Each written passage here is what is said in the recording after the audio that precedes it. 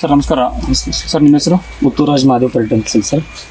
ಊರು? ಕುಳಲಿ ಸರ್. ಕುಳಲಿ ತಾಲೂಕು, ಜಿಲ್ಲಾ ಬಾಗಲಕೋಟೆ. ಹಾಂ, ಈಗ ನೀವು ನಿಮ್ಮ ಕಬ್ಬಿನ ಬೆಳೆಗೆ IPL ಕಂಪ್ನಿಯ ಪಾಲಿಸಲ್ಫೇಟ್ ಅಥವಾ ಪಾಲಿಲೈಟ್ ಅಂತ ಏನು ಕರಿತೀವಿ ಅದನ್ನು ಯೂಸ್ ಮಾಡಿದಿರಿ.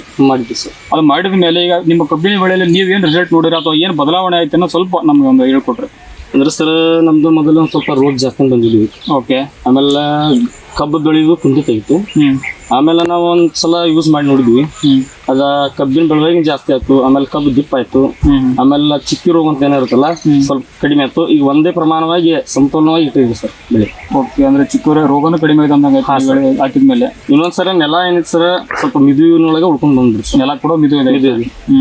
ಅಂದ್ರೆ ಓವರ್ ಆಲ್ ನಿಮ್ಗೆ ಈಲ್ಡ್ ಅಂದ್ರೆ ತೂಕ ಮತ್ತೆ ಓವರ್ ಈಲ್ಡ್ ಕೂಡ ಚೆನ್ನಾಗಿ ಬರುತ್ತೆ ಅಂತ. ವೇಟ್ ಅಂತ ಫುಲ್ ಬಂದಿದೆ ಸರ್. ವೇಟ್ ಚೆನ್ನಾಗಿ ಬಂದಿದೆ. ಈಗ ಗಣಿಕಿ ಮತ್ತೆ ಮರಿ ಸಂಖ್ಯೆನೂ ಜಾಸ್ತಿ ಬಂದಿದೆ ಸರ್. ಅದೇನು ಫಸ್ಟ್ ಒಂದು ಕಬ್ಬು ಇದಿರುತ್ತಲ್ಲ ಅದ್ರ ಲೆವೆಲ್ಗೂ ಮರಿನ ಬಂದ್ರಿ.